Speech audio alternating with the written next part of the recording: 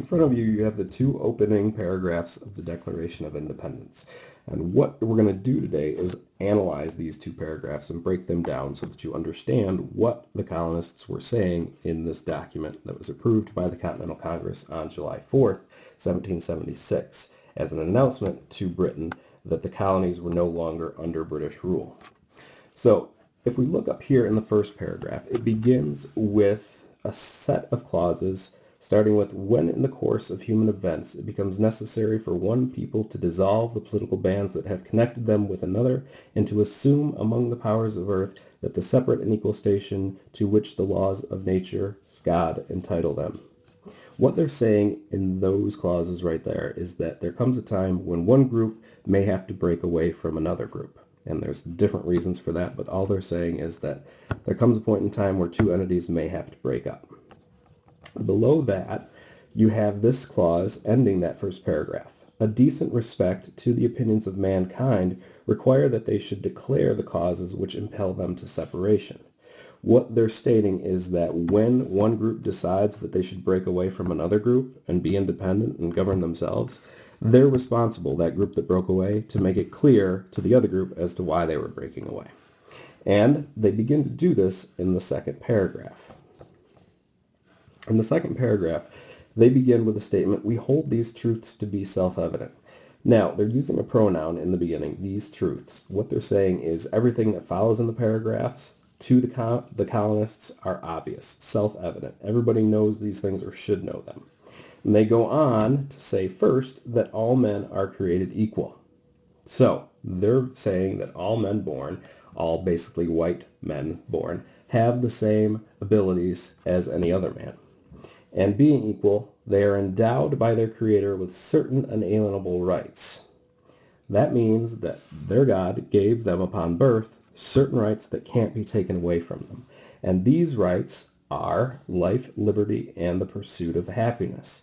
So essentially, you get three rights upon birth, being a human, that can't be taken away from you and should be protected at all costs. The right to life, to be able to have free will, chart your own course, and not have your life taken by someone else.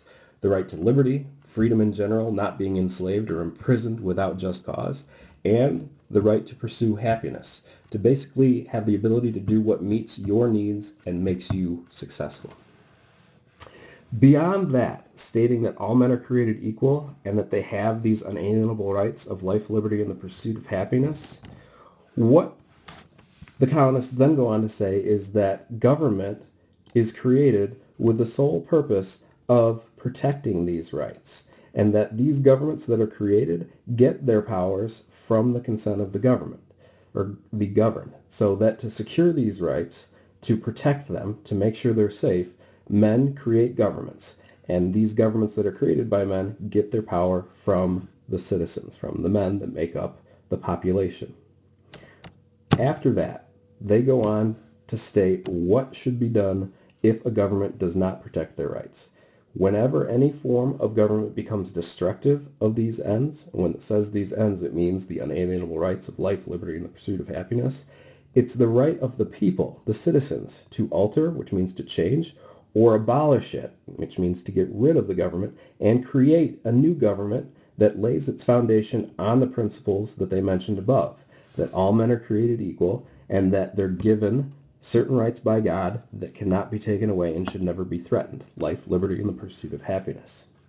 And this new government that they create on those principles should organize its powers in such a form that will most likely make sure that the citizens are safe and happy.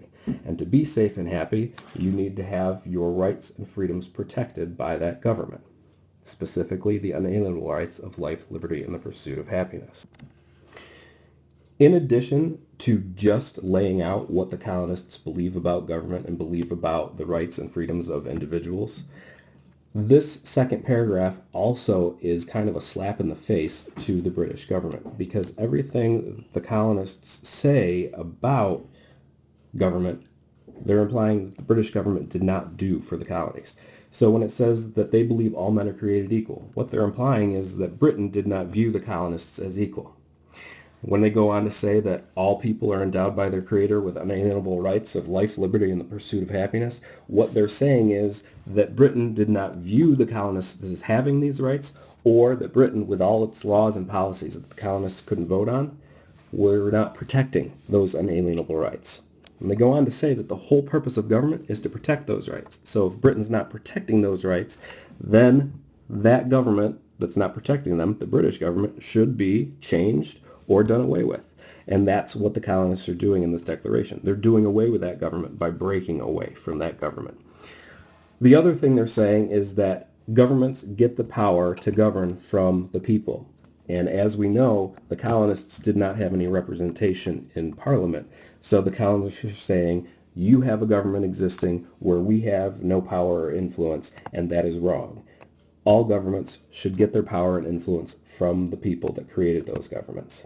So, in a nutshell, they're saying we need to break away because you're not viewing us as equal. You're not protecting our unalienable rights or believe that we have those rights of life, liberty, and the pursuit of happiness. So therefore, we're seeking to change the government or abolish it by becoming independent and creating our new government that will protect those rights and principles.